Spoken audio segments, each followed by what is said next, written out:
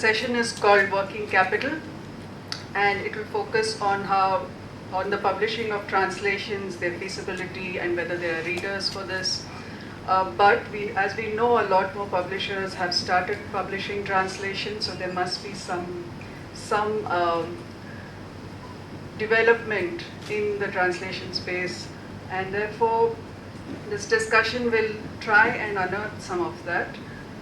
I'd like to invite to the stage Asha Sattar, Kabani C, Kartika VK, Sugata Ghosh, and why am I forgetting? Manisha.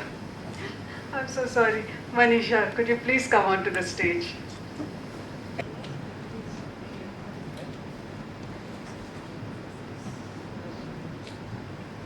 I'll begin with the introductions while they take their seats. Asha Sattar, translations of the Valmiki Ramayana and the selections from the Kathasarit Sagar are widely known. She co-founded and runs Sangam House, a residency program for writers from India and across the world. She also conceived and runs the YALI program for translators, which mentors young translators and numerous languages, Indian languages. Sorry, I'm just still getting into the day. As you can see, I apologize. Our next speaker is Kabani C. She's a translator, editor, writer, and curator of translation discourses from Thrissur. Kabani has translated more than 25 works by authors such as Salman Rushdie, Perumal Murugan, Harsh Mandar, Paulo Coelho, and others. She is a board member of Samata, a women's collective for gender justice, and is involved in publishing original as well as translations of books related to the women's struggle. Kartika VK, as some of us have already heard her speak before, she is the publisher of Westland, an Amazon company where she led the launch of a new imprint called Context that publishes literary fiction and political non-fiction. I hadn't mentioned this in my last introduction, so I kept it for this one. She has published, of course, all of us know she's published several award-winning authors and also translations. And we have with us Sugata Ghosh. He has worked in media and publishing for several years across newspapers and publishing houses, including Financial Express, Encyclopedia Britannica, Sage, and OUP. He's currently doing something related to food, but he has to tell us what. It says science and art of food in his bio, and I'm very curious. Manisha Chaudhary is the head of Manan Books, a not-for-profit with a strong activist profile for publishing multilingually for children, teachers, and young people. She was editorial head at Pratham Books, where she built up a list of children's fiction and non-fiction in multiple Indian languages. She's also the founder trustee of Bookaroo Children's Festival and herself an editor, translator of fiction and non-fiction. And she's been working in the publishing industry for so long with other companies. But over to you, Manisha.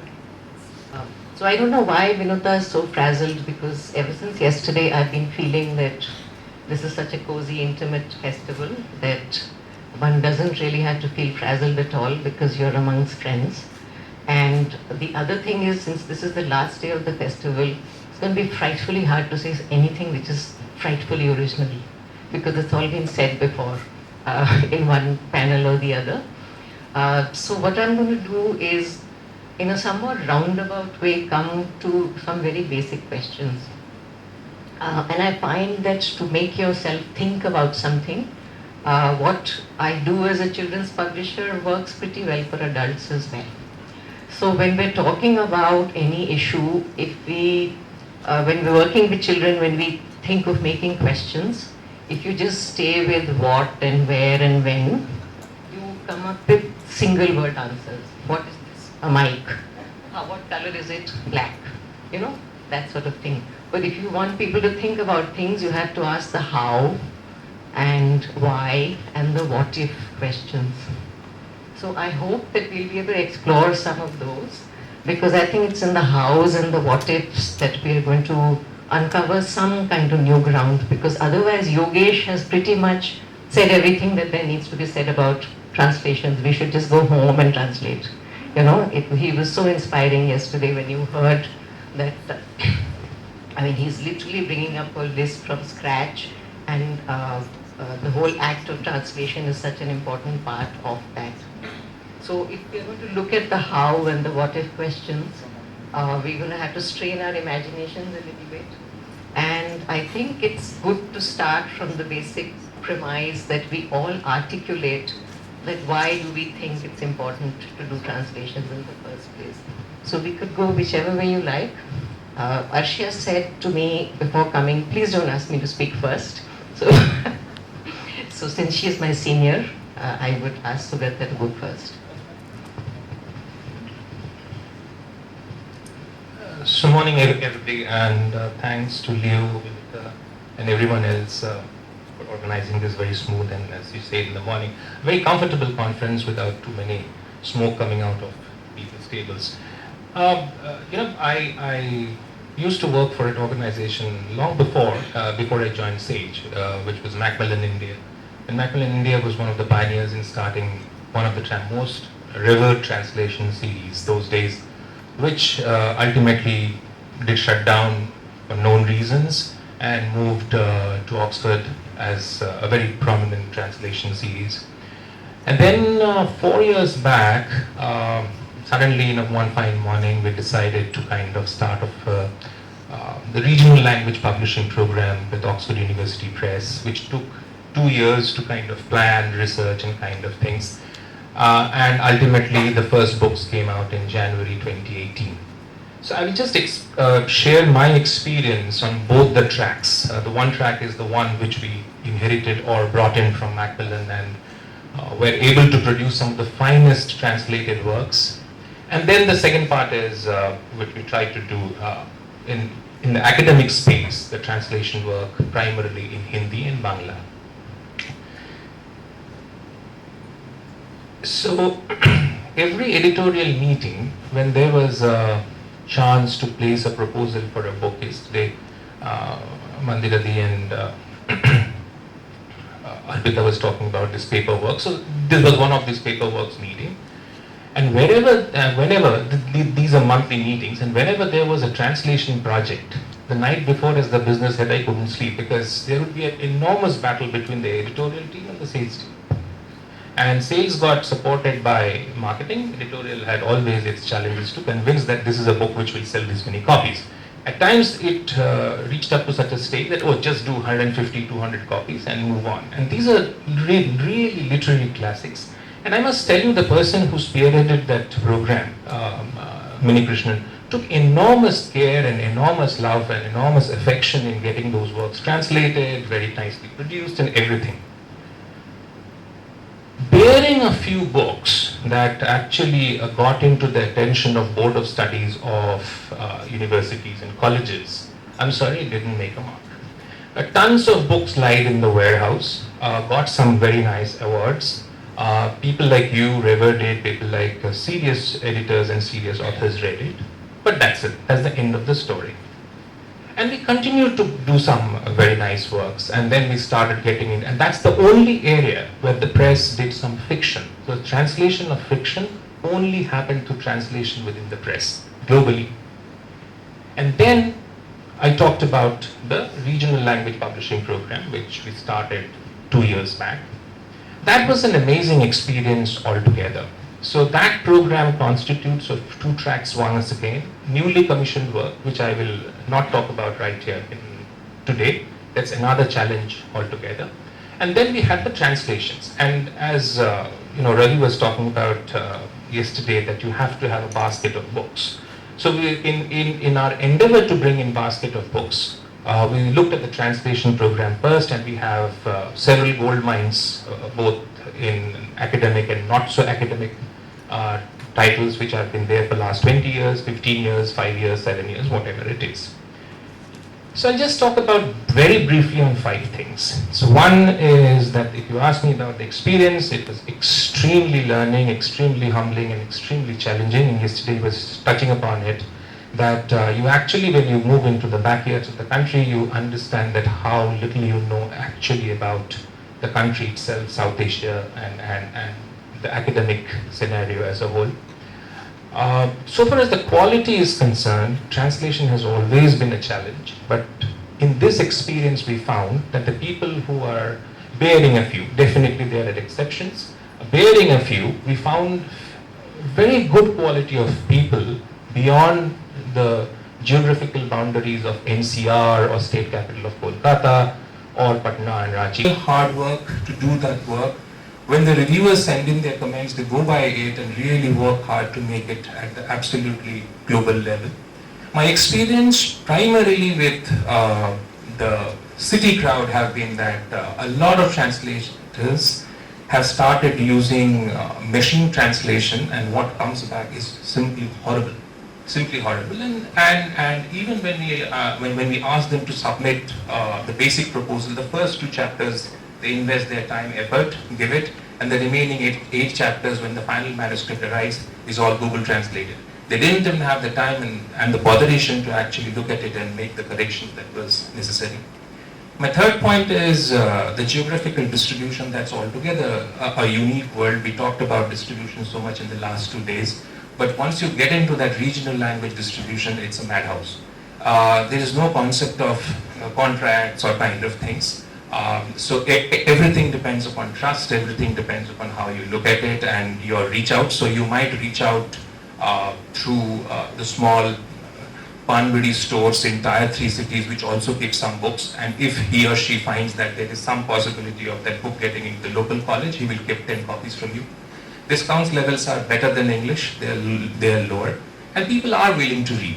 So the success point was that in the area of Hindi, which is a larger crowd, and definitely a large part of that largish crowd was also civil servant aspirants. So Hindi took off extremely well, and there have been books in the first year. We had sold around 12 to 15,000 copies. These were not written as textbooks, I must point that out, but they became texts because there was nothing available in that area. So you can imagine when good translations of Romila Thapas of the world and Irfan Habibs of the world or A.C. Dubes of the world go out to the market, what happens. Price point is very tricky. You have to be very, very careful about what is affordable and what is not affordable.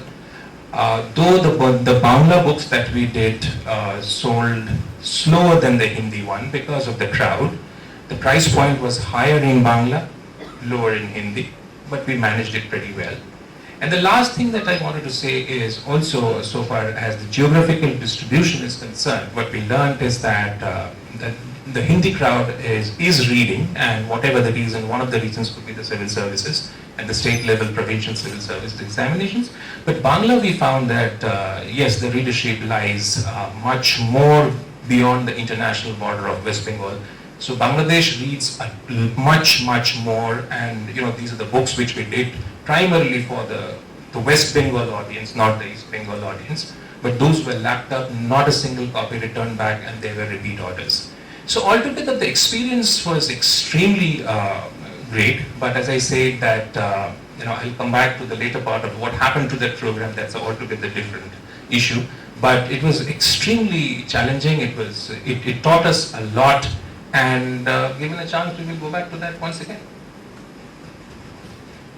I think that's a really interesting point to begin from, that OUP took this up in such a serious way, and you found slews of readers that you didn't know existed. So Kartika, as the trade publisher, why do you think it's important to publish translations? And I think Sugata touched upon things like professionalization of the whole field in terms of editorial, finding bilingual editors, finding translators beyond the NCRs and the sort of cities and so on. So as a trade publisher, what has been your take on this, and what are the sort of strategies that you're looking at if you're looking to continue with translation business?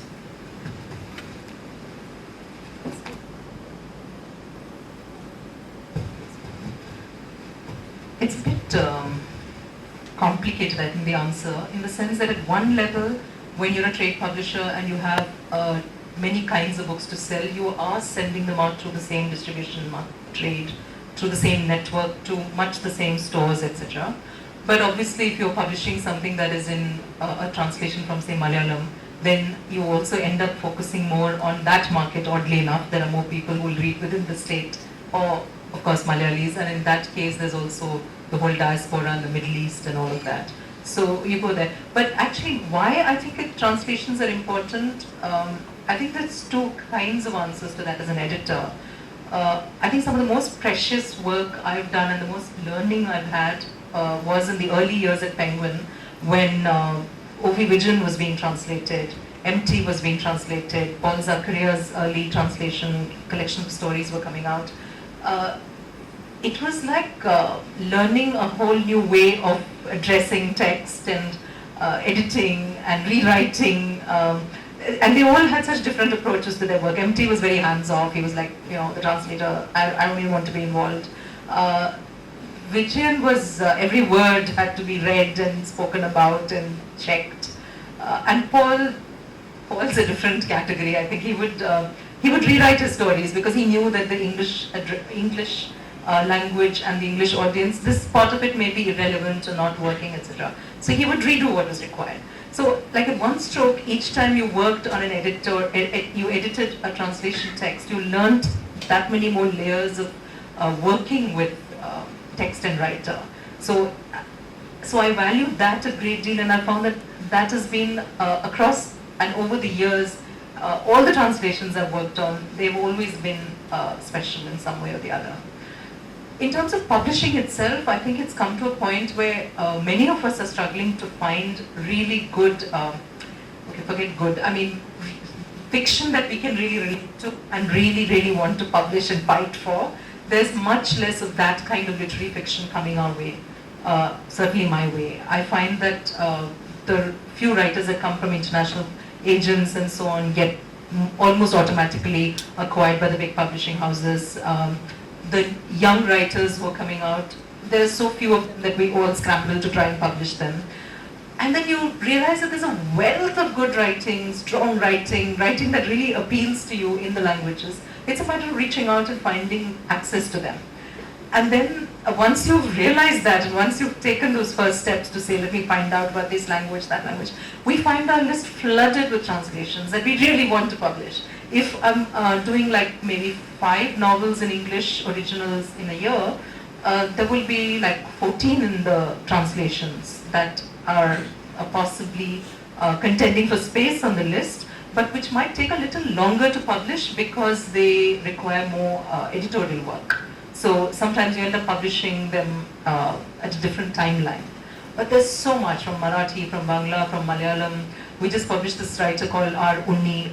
It's a collection of stories called One Hell of a Lover.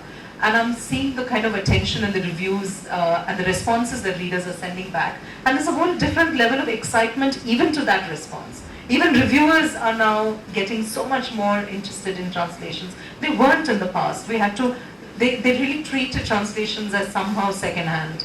Markets, retailers, everybody treated them as okay, but not original. That whole attitude has changed over the last few years. It's become something that everyone looks forward to, treats with respect and with more than respect. And I'm sure that all these new awards and so on have had something to do with it. The JCB putting its prize out there and various others. I mean, they all, like I think the DC, the DSC, I think does not make a difference between originals and translations. So that erasure of that attitude has made a great deal of difference to the way editors can pitch to marketing in-house, editors can pitch to management in-house and say, we really want to do this. And yes, of course, we might start with 3,000 copies, but we know it has a long life. It will go on for a long, long time, which is actually not so confidently said about original fiction in English. They do tend to have a hardback life and a paperback life, or maybe just a paperback life. But we find translations raising their head in odd places many years later sometimes and getting a fresh lease of life.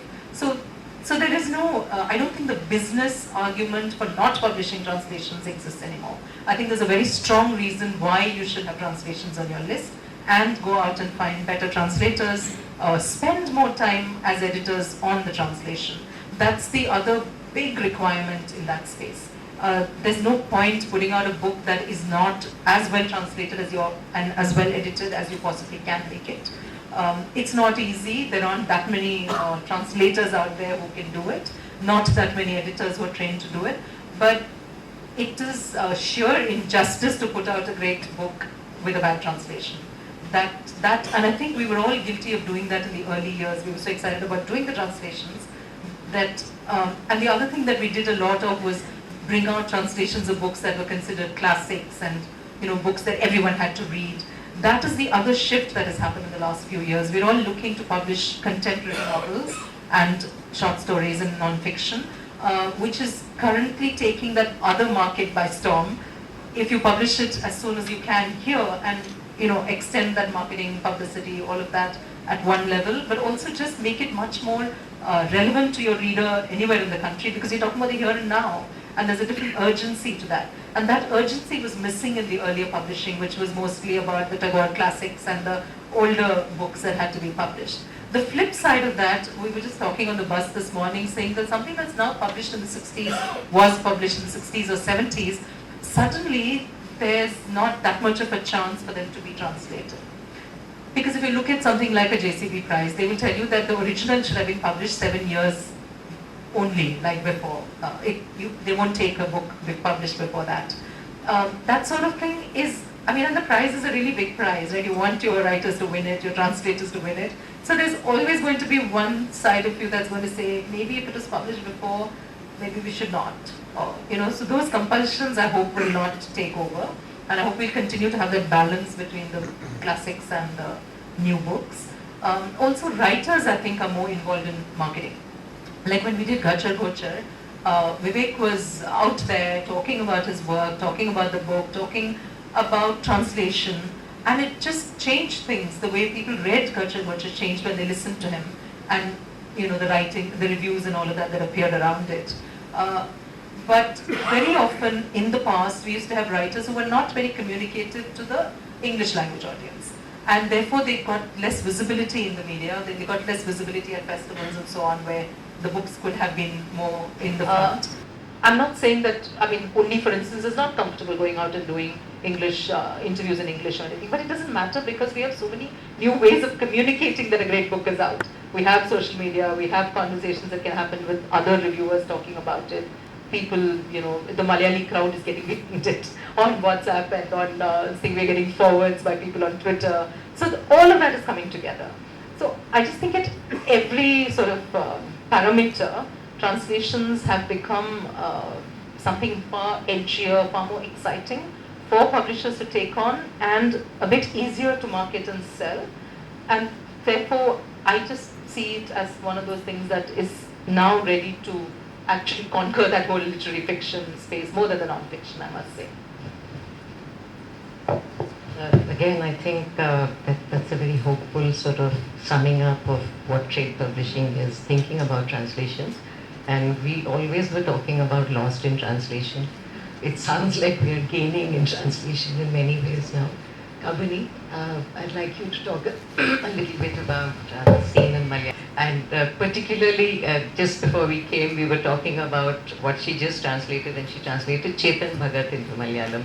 So I'd like you to talk a little bit about what sort of Malayalam translations were more popular earlier, and what is the shift that you're seeing, what is the change in the taste of the audiences, and what are the mainstream publishing houses in Malayalam looking at when they are looking to translate. Good morning to all. This is my first time in publishing Next. Thanks. It's a nice experience. Actually, I would like to start with the great tradition of translation in Malayalam. We were initiated into the great experience of world literature through translations actually. Works of Gorky, Hugo, Tolstoy, everything was translated into Malayalam by the eminent Malayali writers themselves. So equal importance was given to original works and also translated works. It was a serious business. In the coming years, everything, French, Latin American, African, everything was translated into Malayalam. And with regard to this regional literature, Hindi, Marathi, especially Bengali. Bengali literature actually it was translated from the original language. So the feel was intact. So the mental horizon of Malayalis was enlarged, new ideas came, new languages, new literary types, taste, everything came into that. And if I say an example of how translation changed my language positively, I can say that an entire generation who were born in late 70s and in 80s, they grew up with reading translation of Russian children's stories. So it was actually translated directly from the Russian language by two great masters of translator whom I owe a great, as far as language is concerned, Gopalakrishnan and Omana. They translated directly from Russian language into Malayalam. So the remnants of this positive influence, apart from introducing the children to concept of a vast nation like USSR, they were introduced to a new set of fundamental values. The remnants of this positive influence can be still seen in that generation, who are grown up now in their late 30s or 40s, and one among them. So it can be still seen. So actually, we Malayalis recognized translation as a serious business, which is part of cultural studies, as one of the ways in which we can ensure that we are not culturally marooned in that way. So it is a great tradition. As far as the market for Malayalam for translation is concerned, always it was flourishing. But now there is a definite shift in the structure, the profile. Like earlier, everything that was tagged Latin American, everything that was tagged French, it was sold out. But now the reader has become more selective. They won't go for only what is literature, what we call literature, or non-famous writers. As far as Indian English is considered, non-famous writers, they are not welcomed into Malayalam anymore, actually. So they will go for more interesting things. Still, like writers like Marcus and Yosa, Paulo Coelho, they demand readers' patronage. They are still well read in Malayalam. But there is a definite shift towards, in the process, the literature has been hit badly. Fiction is given less importance now, and non-fiction, it is shifted to non-fiction. As far as fiction is concerned, there is a definite shift towards popular fiction. Like Chetan Bhagat, then Amish, and then Devdutt Patnaik. I did 2 popular fiction, actually. I did 3 works of Shobha for DC Books, and then one latest novel of Chetan Bhagat, Girl in Room Number 105 for Westland. Again, 100 Little Flames of Preeti Shenoy for Westland. So I enjoy doing both, fiction and non-fiction, literature and popular fiction. But there is a definite shift towards this popular fiction. And again, when we consider the percentage, 70% goes to this non-fiction, and the remaining 30 goes to fiction. Regarding non-fiction is considered, history rules the roost. If it is, there is a pinch of creativity in it, like works of Shashi Tharoor, and also very recently Ivory Throne, which tells the story of Travancore dynasty of Manuel Spilla. It actually, the publisher DC Books, and they say that within 7 months 7 prints were out. So in 1 month 2,000 copies were sold out. So it is considerably large, and it cost around 800 rupees. Still it is a huge hit. And again, social science, 2 works were of Harari, and then one was published by DC Books, other by Manjul. So both entered into 2nd or 3rd print, I think. It is also large and cost much, comparatively much. But then spiritual works, what we call works of Sadhguru and all that, I don't know why it strangely caters to the taste of middle class Malayali. So they are sold out well. And then again, popular science plus medicine. They are plus popular science plus medicine, like genomic researchers and all that. They are sold out well. So when we say that if a leading publisher they publish 600 titles average in a year, 120 goes to translation. This is the ratio. And as far as this is what is concerned as a reader, so the reader becomes, when the reader becomes very selective, publisher becomes also very selective. And then the money they have to pay as royalty advance has also gone up. And so if they print 2-3 prints within 1 year, it will be financially viable.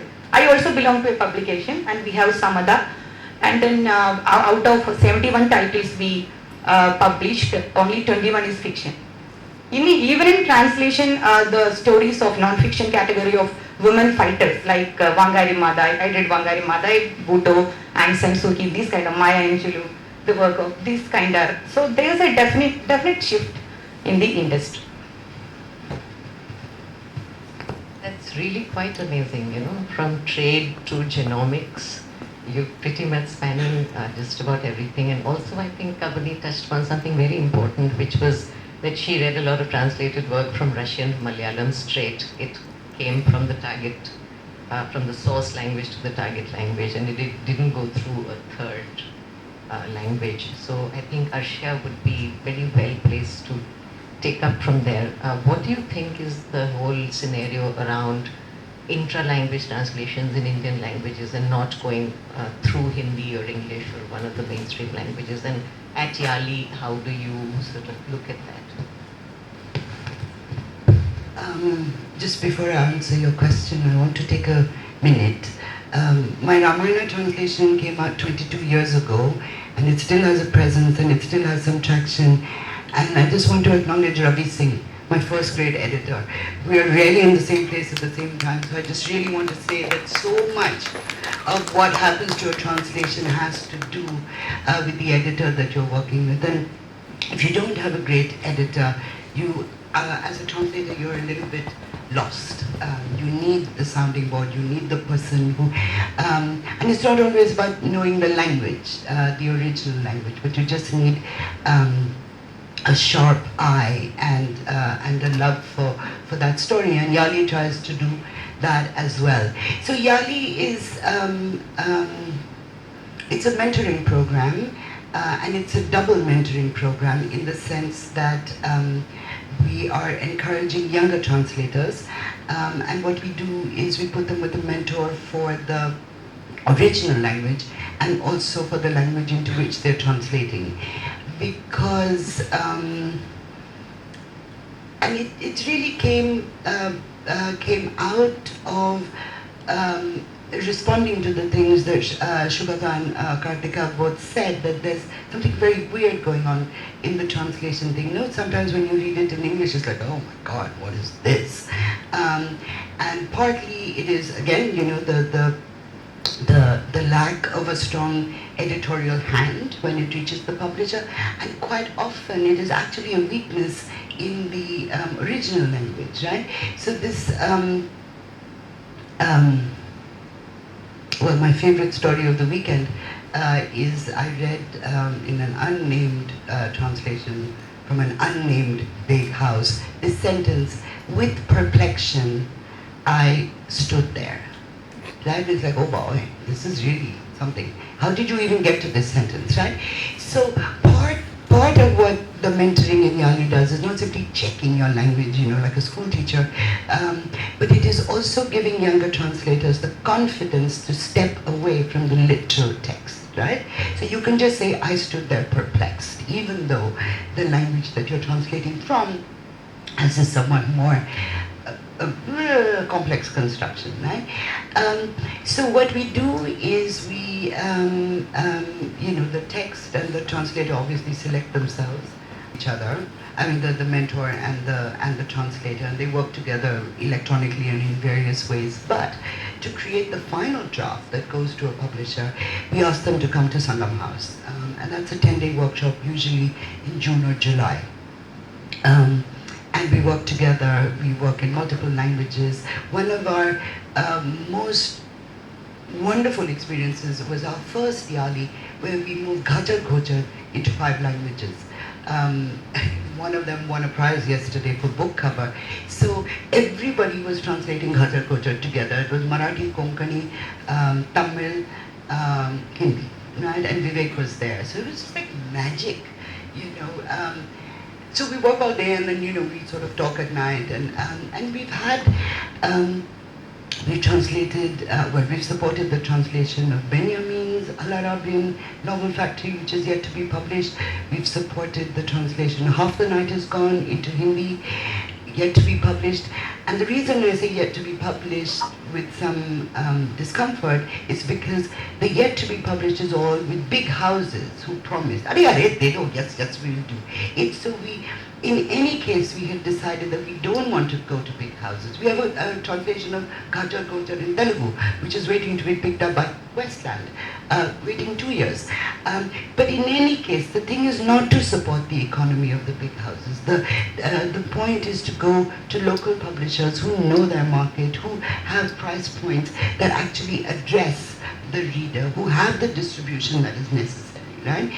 Also very important in Yali, we try not to do Hindi and Bangla, because everybody's doing Hindi and Bangla. Yeah? Very, very important in Yali that we move directly from the original language to the source language. So we have 2 or 3 very, very strong Tamil, Kannada, Tamil translators. We have 2 very strong Tamil, Malayalam translators. So those languages are getting a lot of attention from us. Of course we put into English as well, but the drive is inter-Indian language translation, local publisher, we seek out the local publisher, we support the translation in some way, we don't support the publication, but you know, I mean, somebody comes to Sangam House, it costs money. To bring them there, you know, we look after them, we eat well, we drink well, they get an honorarium, both the mentor and the translator, so their time is acknowledged, you know, their time and their effort is acknowledged, which as we know, even, you know, when you, translators still get paid shit, right? Even if you have like a big translation or a big book or anything. So we're trying to make sure that that is also addressed.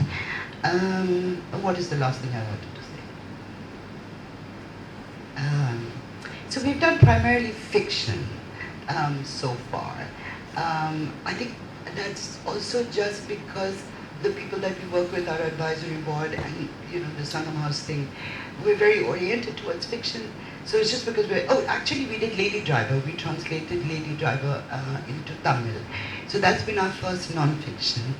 But we meet every year, so we just finished our 3rd cycle. It's amazing, I mean, in 3 cycles with actually a very, very small budget, we've brought 8 or 9 books to publication, and I just feel that is truly remarkable for such a, like, you know, tiny little project that so came out of a whim more than anything else. Yeah. So you know, in a strange way, I think Yali needs to stay that size. It cannot become like an industrial institute. It cannot, you know, produce just factory style translations all year round. So yeah, it's a boutique thing. Yeah. So I was actually just going to say that, you know, that there are spaces between industrial strength and boutique. And I think we really need to expand those spaces, because if you're not fortunate enough to get a Sangam House or a Yali residency, and you're a translator who's looking to be nurtured into a better translator, what can we do as an industry to sort of, when I say professionalize the space, I'm not just talking about the working aspects of it, but also the rewards that should accrue to a translator.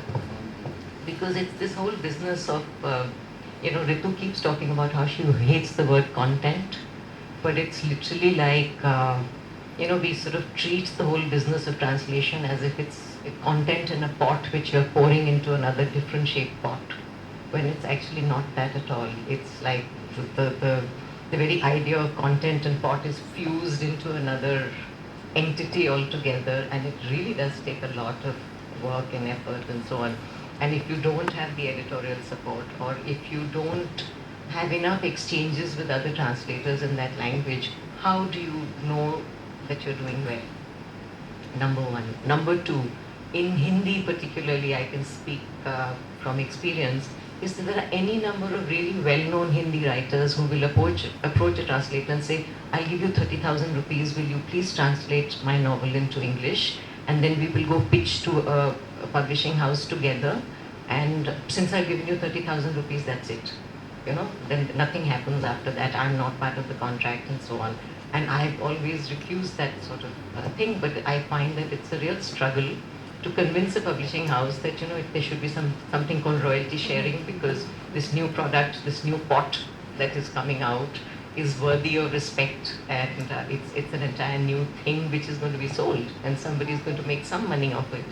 And if Sugata's figures were anything to go by, they're selling well, and we're looking at new demographics who are buying. And also what Kamini said, that I think maybe perhaps because of social media and so on, this shift towards non-fiction as well as popular fiction, there's this whole slew of readers who are waiting to read.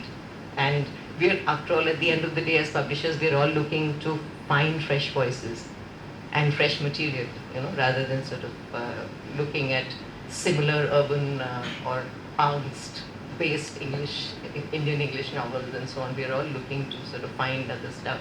So what could we propose as publishing houses which is fair to translators, and can we do something to make it institutional, that you do not treat the translator merely as a service provider, where some poor author is trying to pay the translator out of her own pocket, and that's where it stays. And for a large part, it does stay over there. It's only big publishing houses like yours who are looking to find translators and nurture them and so on, but then not everybody is doing that. And somebody like Manjul clearly proves that translations sell. I mean, they're translating all kinds of things, and I mean, clearly there's a market for self-help and spiritual and whatever. So, what can we really do in our contracts, which is fair to translators and acknowledges what it is that they bring to the table? I would really request Sugata and Kartika to take a go with this. I know that we normally have, for several years now, most publishers have paid a percentage of royalties to the translator. But yes, it does depend on what the author wishes to do as well. I have worked with authors who say, or when we are buying rights from a publisher who represents an author, who says, well, I think the writer should get full royalties, and then you have to figure out the translation outside of those royalties. You know how hard that is. If you're paying a 7.5% or 10% royalty, and then you have to add on another 5% royalty, it really is hard to price the book. So you end up having to pay a one-time fee, and then that's where you get into hassles. If you have a large print run, then you're all right. Then you can at least spread that out across number of copies. But if you have a small print run, and then you have to do all of that translation cost has to go into one print run, then you really do end up with a P&L that's looking red at you, which doesn't make sense. So the only other way to do that is to amortize it and to say, okay, we're probably, hopefully going to sell like 10,000 copies over so many years, and so can we spread the translation cost across that and pay up front, but then hope to recover it over time. It's not always possible to plan like that. I mean, we all know how tough margins are in any sort of publishing we do. And so that's where we get stuck. And yet, there are many authors who say, yeah, I mean, we should be sharing royalties. And so it'll be like 7.5% or 2.5 to the translator, or it could be 5% and 5%. And that works, I think, well for everyone concerned, with an advance for both of these. And there are translators who say, no, I don't want to get into this. I want a one-time fee. I want a handsome one-time fee, and then I'm moving on to the next book.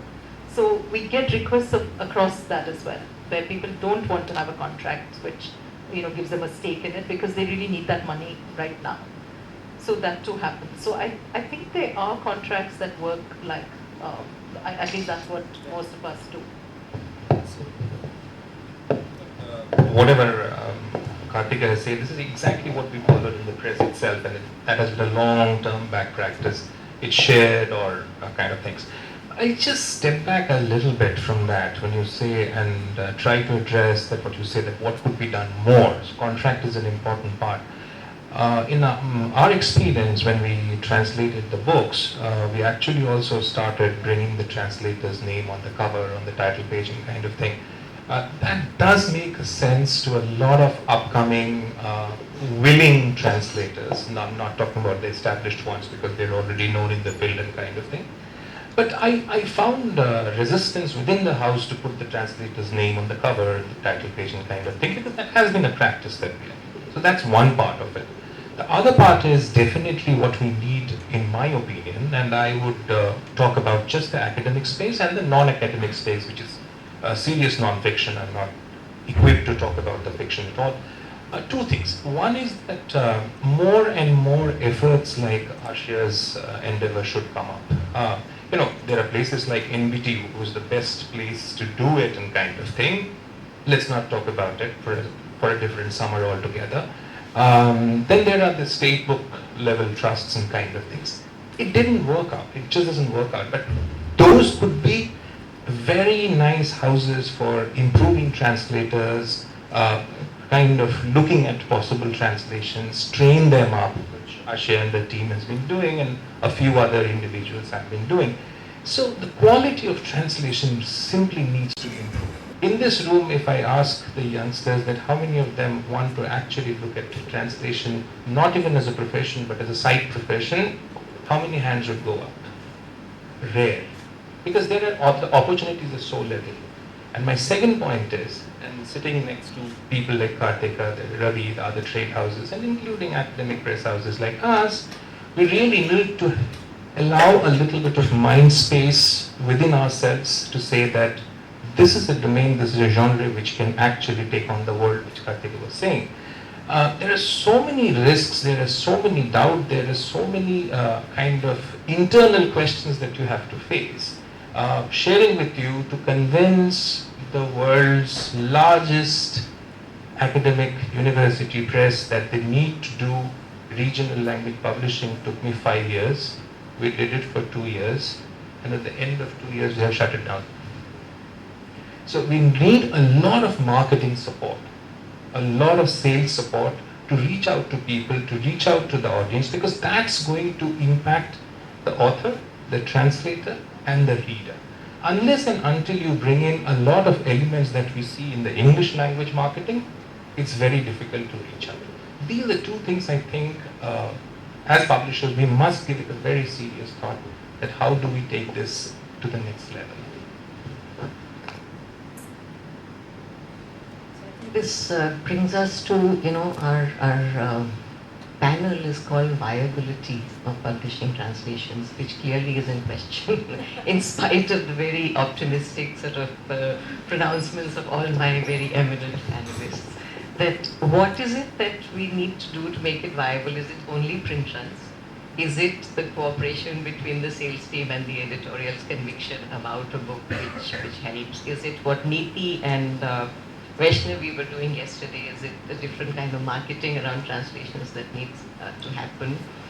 Is it understanding the pulse of your reader, which clearly seems to be happening in Malayalam, better, so that you choose titles of a certain ilk, which you know will do well, and so on? So what do you think? And then we can cover it. I think the print runs are a very significant factor in all of this. If one is paying, say, 3 lakhs for a translation, and you have a book that is going to be a 1,000 copy print run, which has to be priced at maybe 200 rupees, it's not a great sort of balance of anything, right? Plus then you have all your other costs and so on. So it is a matter of wanting to do higher print runs. Then what happens is you pretend that you're going to sell 3,000 copies, and then you make a P&L for 3,000 copies, and then you say, oh, okay, that's looking much better. Till someone turns around and says, but look at the history of this stuff, right? Look at how much people are actually selling in those markets, and how much publishers will do as a first print run, and it's usually like 1,000 copies, not 3,000, not 5,000. You've got to get there over time. So it's also a way in which you have to rethink margins and businesses within what you do, and to say, okay, like you might have a different margin for, say, children's publishing, where you know that you're working with lower price points, but for color, printing, and so on. Similarly, with this, you've got to say, well, you're not going to make the same margin as a book that can take a price of $7.99 or $8.99. You have to look at a different way of seeing that margin and work with that, and then hope that over time it will improve.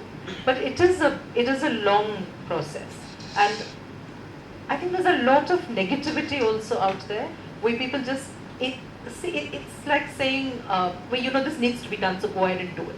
You have to publish in the languages, so you must do it, and you have to bring the same quality of paper, and you have to bring the same quality of typesetting and design and everything, but you have to price it at this.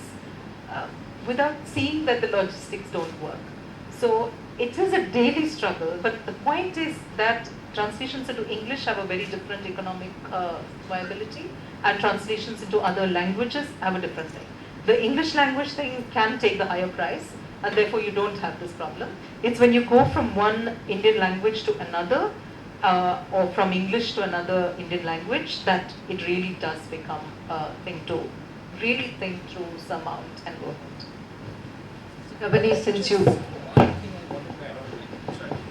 the price point which you rightly said, but my experience have been that the other languages crowd are actually willing to take an inferior quality of paper, not so great typesetting, perhaps a 2-color cover, but what they want is definitely better quality of translation, because a lot of them have actually had the access to the original one and they immediately starts comparing with it.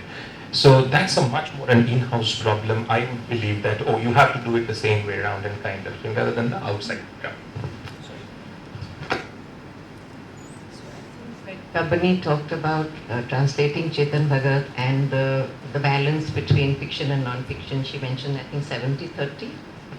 So, I have this publisher friend who says that I garland the picture of Amish every morning because it allows her to then do a lot of other authors which she would not be able to do, simply because Amish sells so well for a publishing house that actually supports a lot of other highbrow stuff or whatever.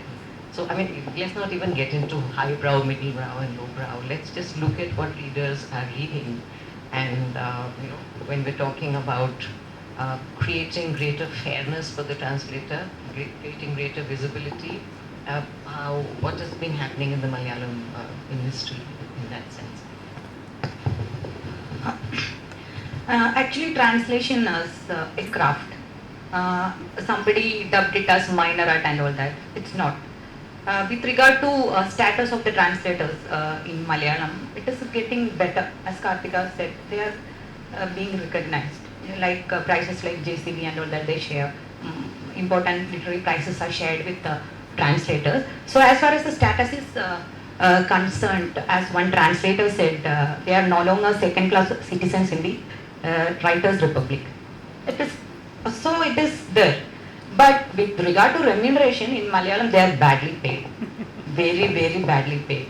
So yes. So when we talk about the people who have craft, we cannot expect them to chisel out their craft when they are very badly paid.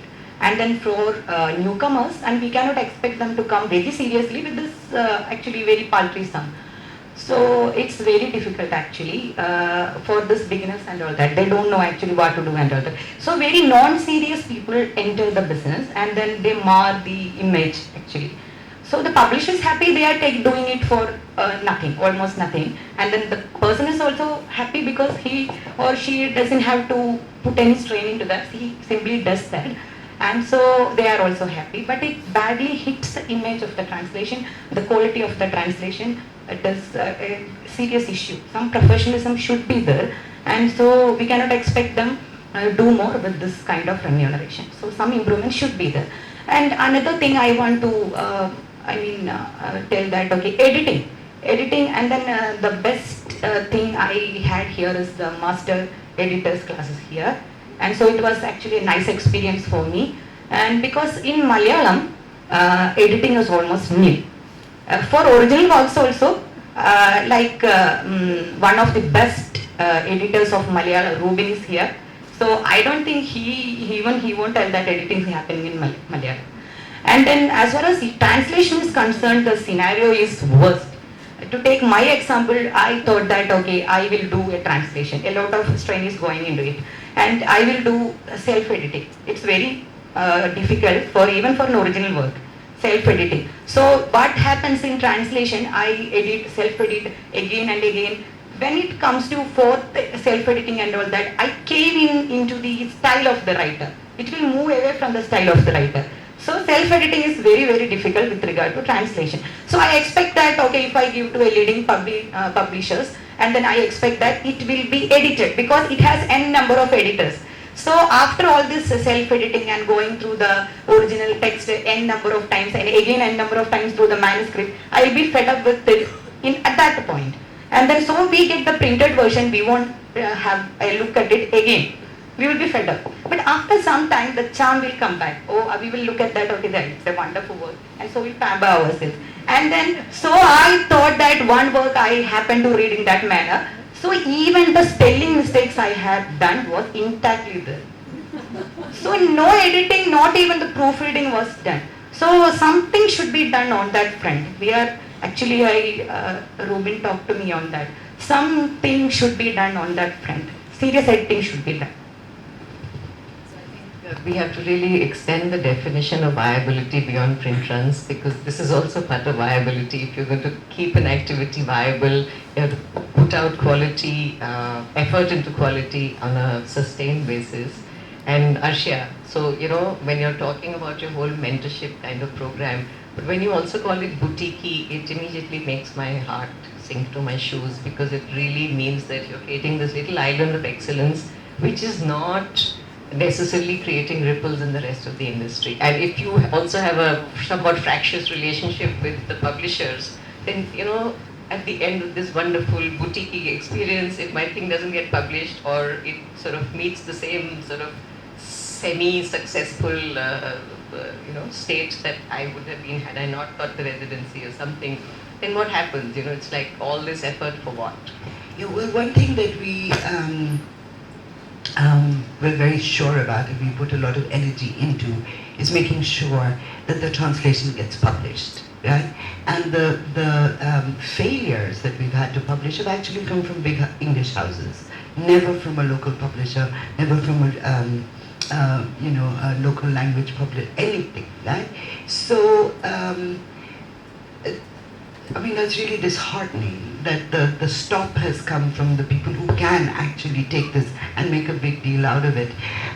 So the idea is, obviously, we need more money, we need more support to not make the program larger necessarily, but to sustain it for longer. That we do only 10 days because that's what we can afford at this moment. Whoever else comes in, we can do 2 sessions of 10 days. So then we've done 8, 9 books in 3 years. That will become 18, like that. But it's also, we've been very lucky with the mentors that we've been using because we have a great Malayalam mentor, we have a great Tamil mentor. So it's much easier for us to work in the southern languages. Also, that's where we're located, and that's where Sangam House and all of that has some resonance. So I think this will never be like a large-scale production, but other people can do the same thing. Why does Yali have to be the the only fish in that bowl? It's a perfectly simple paradigm to replicate. All of us in this room are so networked. Among publishers and readers and writers and translators, and it's very, very important to do it now because we realize through Sangam House and through Yali, the bilingual generation is dying, yeah? We all have English and one Indian language, but people who are just that much older than us. Girish Karnad, for example, 5 languages. Yeah, and he could move between them like that, like that, like that, like that. That's not happening anymore. So we need to make sure that young people, not just that they speak a language, but they understand it as a literary language. And then perhaps we can persuade them to translate. But I want to say one thing about the sort of commercial viability of translations. It's not a nice thing to say, but I think I have to say, if this government continues this way and we are allowed to say less and less, translations are going to become seriously viable. Yeah, not translations from our own languages, but we will want to read the things that we are not allowed to say, and so translations from other languages are suddenly going to become the spaces through which we speak to each other. Not that I wish for this government to continue in any way with its, particular brutalities, but that would be one consequence. So can the big publisher say something? Yes. Okay. One of the big publishers. No, I think I also want to put my head in there and say, listen, we publish something like, and my we sort of distance sort of haphazardly between Penguin and Harper and Westland in my head. But at the moment at least, we publish something like 80 translations in a year across languages into English from whatever. Now 80 translations handled by one sort of editor who's actually paid for that particular role, one supporting person, lots of freelancers. That to my mind is a hell of a lot of work, and it is done because there is commitment.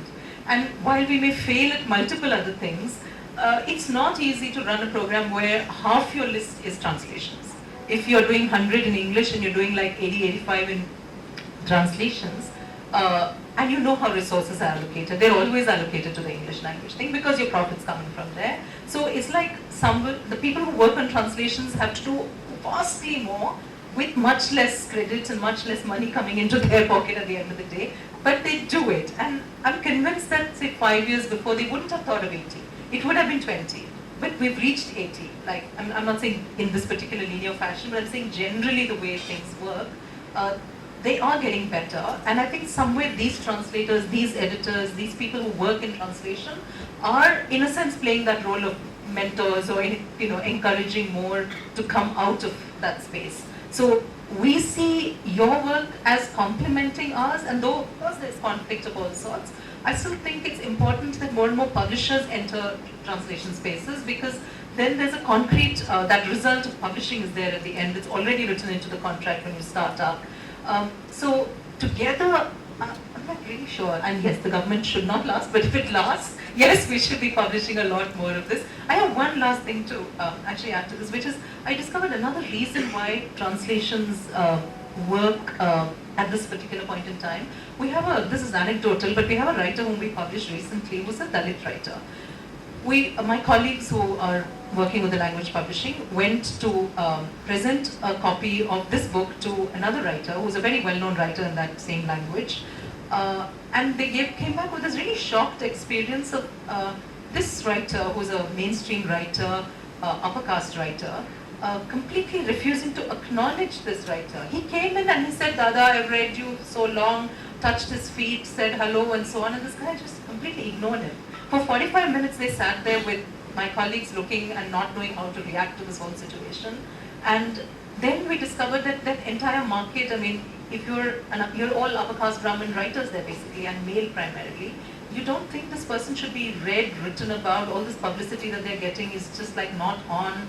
And suddenly there was a very political reason to want to go out and publish more of that writing, So I think translations do so many things that we don't often understand they do.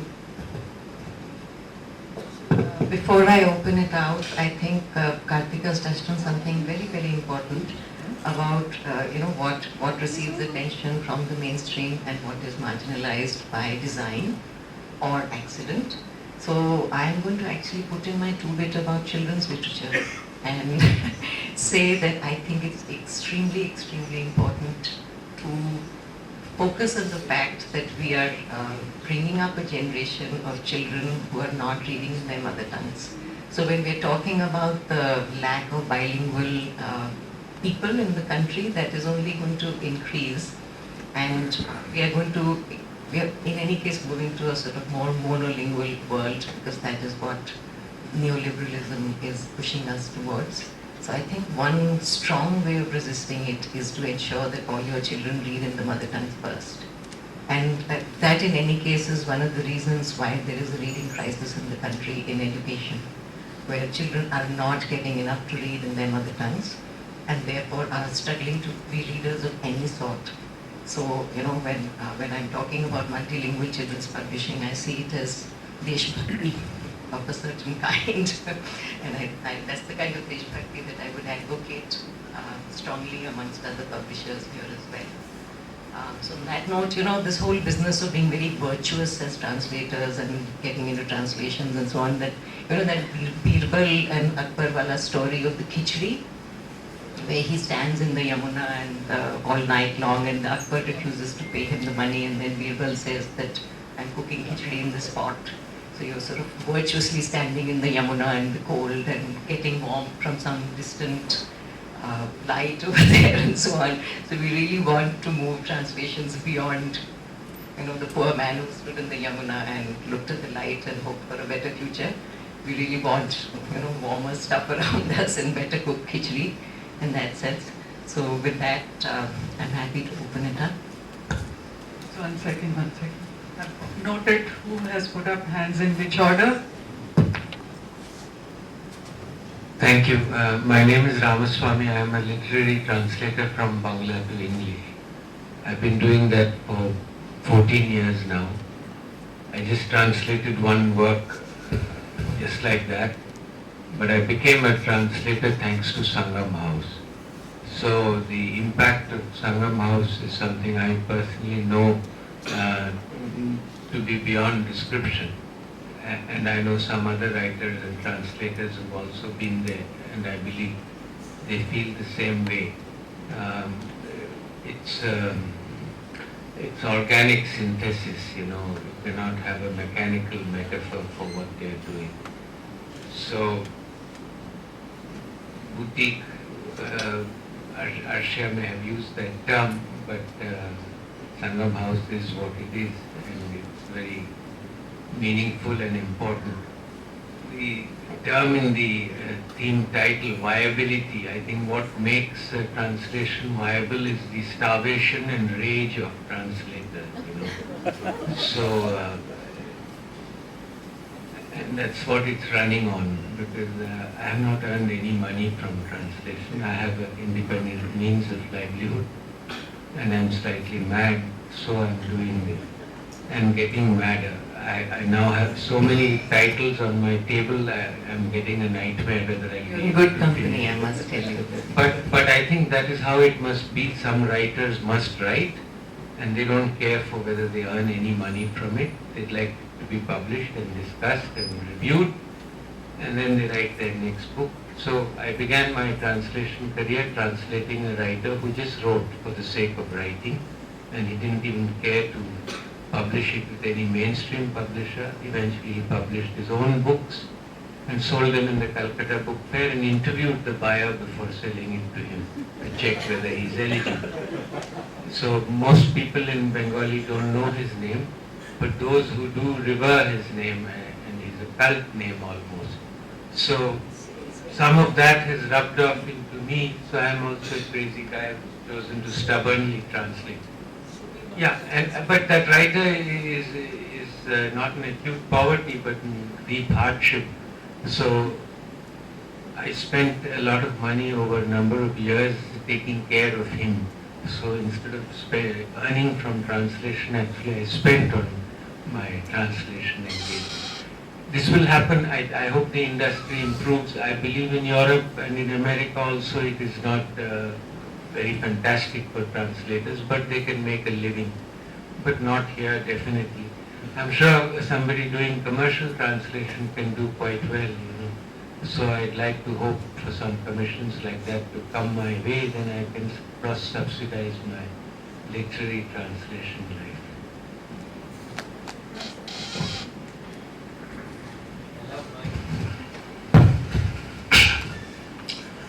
I would like to bring the problem of Yogesh into this discussion. When we are using terms like academic, trade, or fiction or non-fiction, there is an unconscious bias. When we are speaking about trade or fiction, we consider ourselves as producers. And when we speak about social science or philosophy or history or say academic, then we consider ourselves as consumers, only consumers. But when you look at the way in which rights are being sold to other foreign languages from Indian languages through translation, there is a shift, a clear shift from fiction languages from Indian languages through translation. There is a shift, a clear shift from fiction to non-fiction, particularly autobiographies and the stuff produced by the marginal. So Yogesh brought out the issue of translating history. When he said, my story is not seen in English, he didn't mean fiction or non-fiction, he meant everything. So in terms of, when you look at Malayalam in particular, you can see that in last 10 or 15 years, Nalini Jamila has earned a whole lot through selling the rights. when I and Thomas were working in DC Books, we know well that she got 10 lakhs advance from a French publisher. Similarly in other languages also. So I am bringing this political issue of negotiating from a position of not inferior but a confident position. Particularly when you speak, Sugata speaks about translating history into Indian languages. Why don't you think about translating? It is happening through OUP. There is writing anthology both by Penguin and Oxford comprises of fiction and non-fiction in this discriminating. That is a bad practice, I would say, because you should have translations of social science, philosophy, history, etc. We are producers of theory. We are not consumers of theory anymore. Then this is a vicious circle because in Malayalam, if I could say, teachers like me or writers like me in science, philosophy and other areas write just because there are no translations of Derrida, Deleuze, Foucault and others. If there are real translations available in Malayalam, we do have translations of Capital, 3 volumes way before, not just Russian children's literature. But if you do have that sort of an infrastructure for thinking in Malayalam, nobody can write original because these are all soft translations of Deleuze and others. So we consider ourselves as inferior when it comes to thinking, philosophizing and producing knowledge from a particular language. We have to do away with that. I can give one counter example and stop. Recently, a work on Srinarayana Guru was written by one philosopher in Malayalam, which I had the fortune of having the patronage of Riyas Komu. And you know, artists are never lack confidence. So he subsidized and he published it in collaboration with DC Books, and we came up with a bilingual edition of that book called Thinking with Srinarayana. And one professor from Delhi IIT, Milind Vatankar, who happened to chance upon it, is teaching a course based on that book now. So I think it's possible. So we shouldn't allow the market or the readers to determine the sort of works that are being translated. Dilip, that's your point, isn't it? That we shouldn't let the market decide what is published, and we should be publishing everything in translation. That's the point you're trying to make. No, that's what I'm just trying to get a quick understanding of that. So you wanted to direct that to Sugata? Anybody? I can try actually. So there are a couple of points. They say that the press does fiction only in the area of translation, it used to do, and not in the academic space. And just to answer to your second thing, that's what we were trying to do. That when we talk about history, we are picking up history as not as a fiction at all. And with due respect to the kind of history writing that is happening within the country, and a lot of you are aware about the recent one where Salman Rushdie's banter with William Dalrymple's new work, we try to avoid that. And what we are focusing we're focusing rather, is absolute translation of pure history, politics, or rather the branches of social sciences. There was no space for the fiction thing, and we left it to the publishers who have been doing brilliant work in the non-fiction space. So we have allowed that. But our complete focus was on the academic space, not the non-fiction space. The fiction space was only pertaining to the anthologies, which was a part of our old translation lists. That's it. Globally, we do not publish fiction. And unfortunately, the press decided to stop publishing poetry in 2014. So there is nothing happening in that space, bearing something which is a 5-volume compendium of Commonwealth poetry is coming out next year. That's a different story. But just to let you know that the focus is on complete academic history. Left, right or center, that's a different debate altogether. But we focus on complete social sciences, nothing in the fiction space. Next question is Ravi's.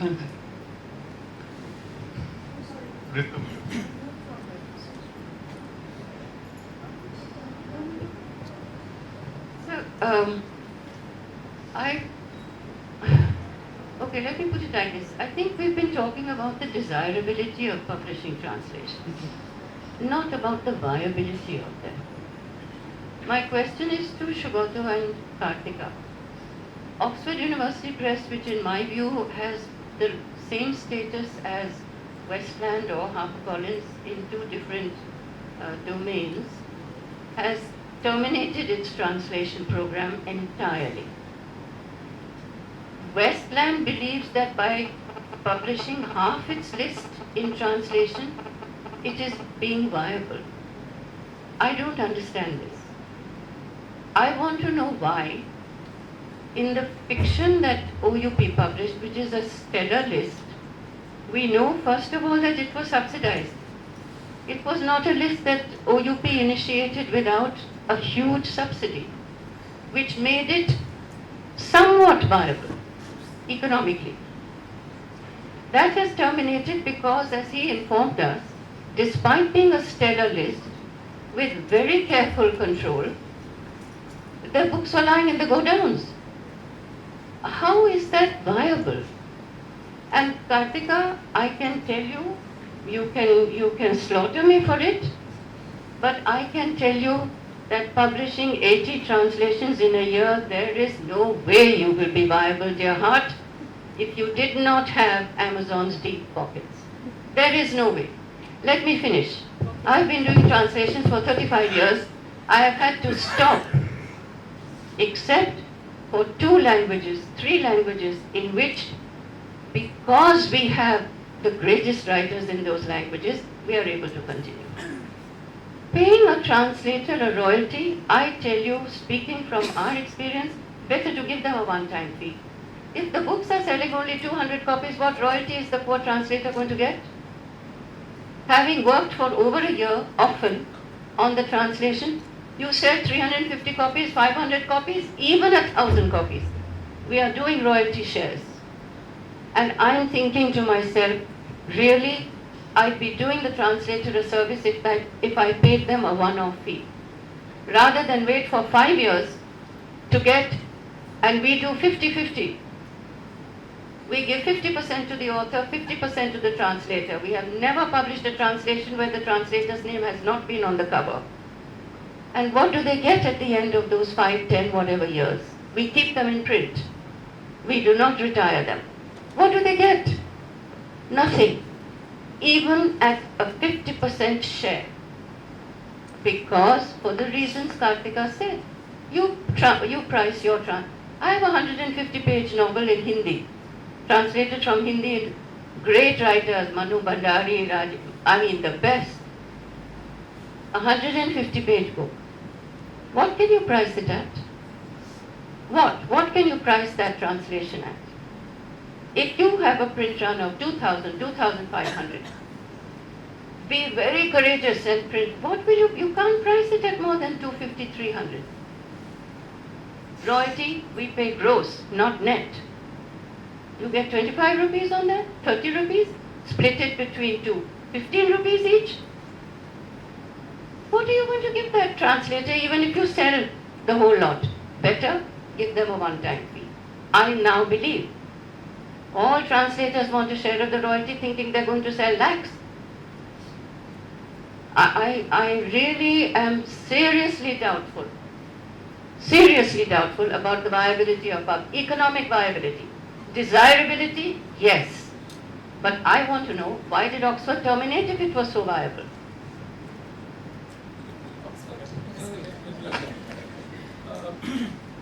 So a couple of things. One is, yeah.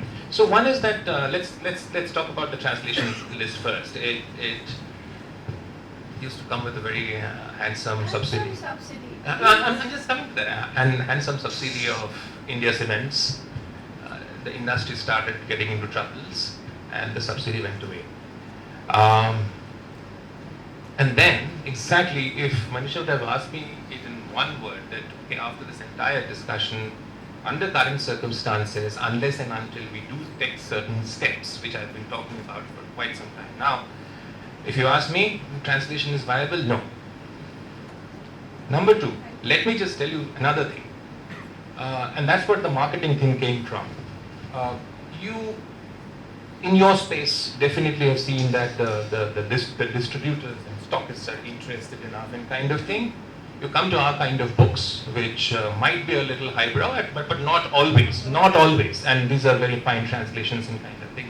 You should see how the salesman or the woman is treated by the distributor. Okay? There's no question. Do copy rakh ja bhai. No sale, both copies are returned.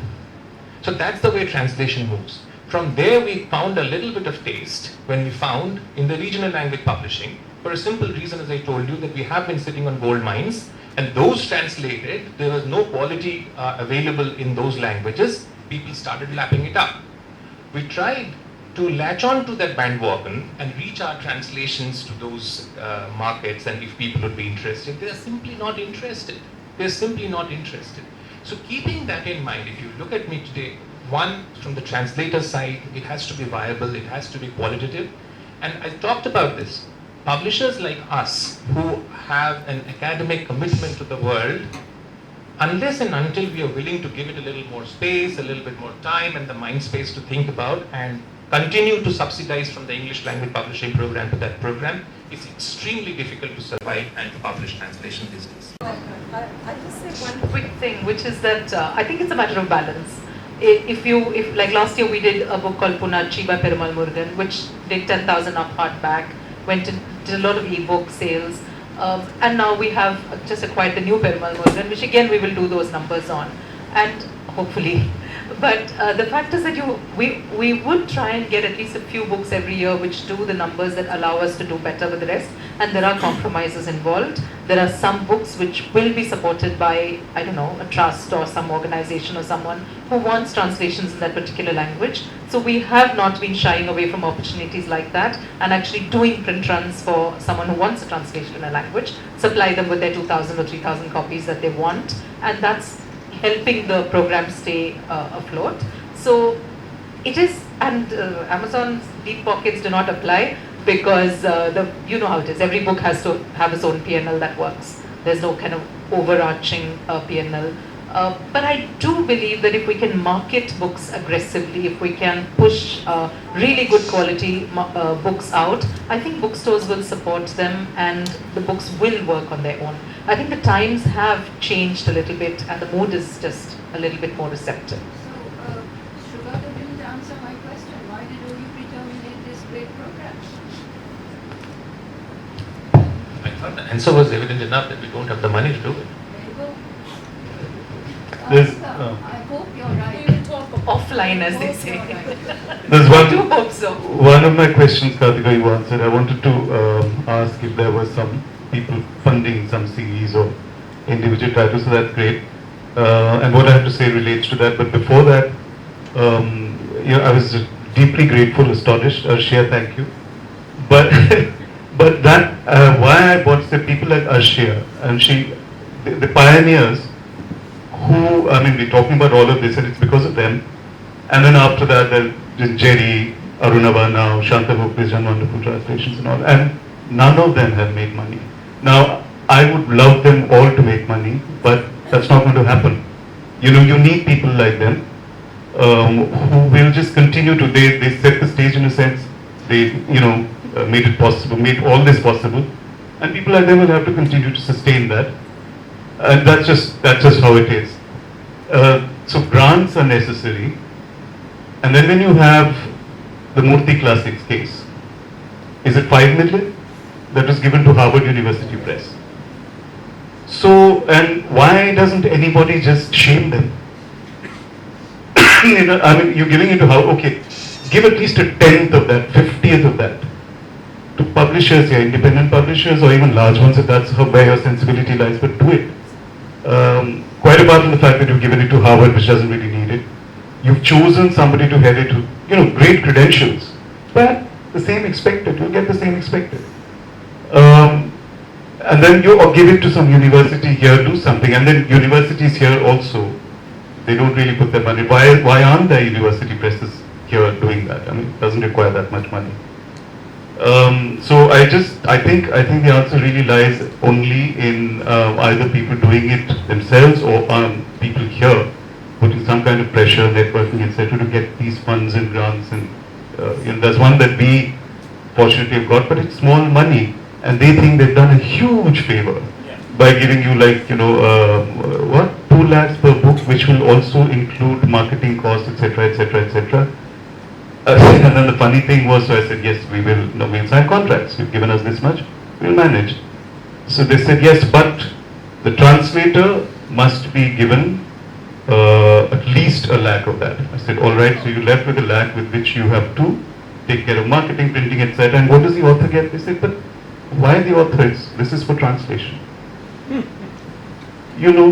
So there's a lot really that is wrong here. But I think it will continue to be pioneered by people like Arshia, by people like Jerry Arunava, and finding some grants. That's the only way. And this thing about right now, it is fashionable. I think that soon enough there will be a hierarchy. The kind of translations that will be bestsellers, the kinds of authors who will be. Fortunately, the politics of it is right, so it is good. But after a while, it will, I think, just become. Rakesh. Just one, by the time you get to Rakesh, I just want to say that I think Dilip made a really important point, that translations of that non-fiction space, the philosophy, the social sciences, etc., do not come into the English translation the way they should. That is what you were saying, right? From, say, Malayalam, why are we not doing enough of that? I don't have an answer, but I do think it's something one should do. Rather when we stopped the English to the language program, what we still continue to do is this, because as I said that we actually found there are a lot of original texts in the Bangla and Hindi spaces. We have dealt with only those two, which could do wonders if translated into the English part of it. But again, that's a new ball game where you actually need to find out fantastic translators who understands not only the language but also the academic part of it. But that program is continuing, and though I'm out of the organization, I would say in the next 3 years, I think there are 18 books which the press has lined up from Bangla and Hindi, originally published in Bangla and Hindi and now coming into English. So the journey has begun. I never know the destination. I just wanted to ask about, what can we do for the visibility of Indian languages outside the country? Because, when I spend time in the US or even in Europe, I get questions, oh, do you speak Indian?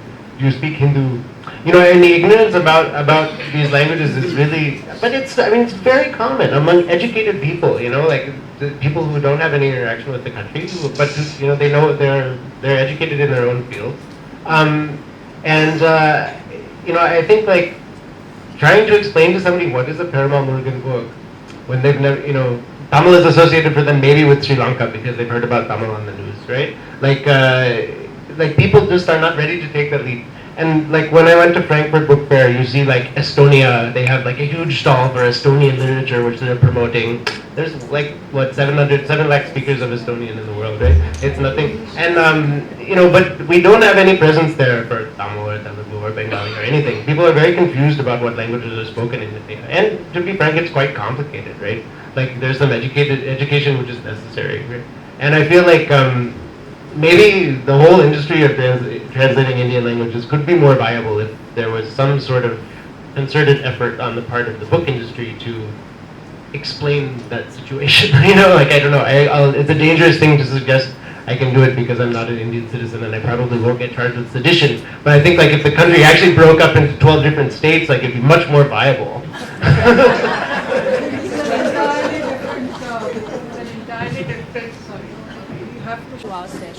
You won't get a second one. Thank you so much. Aisha, you heard me say what this was yesterday, right?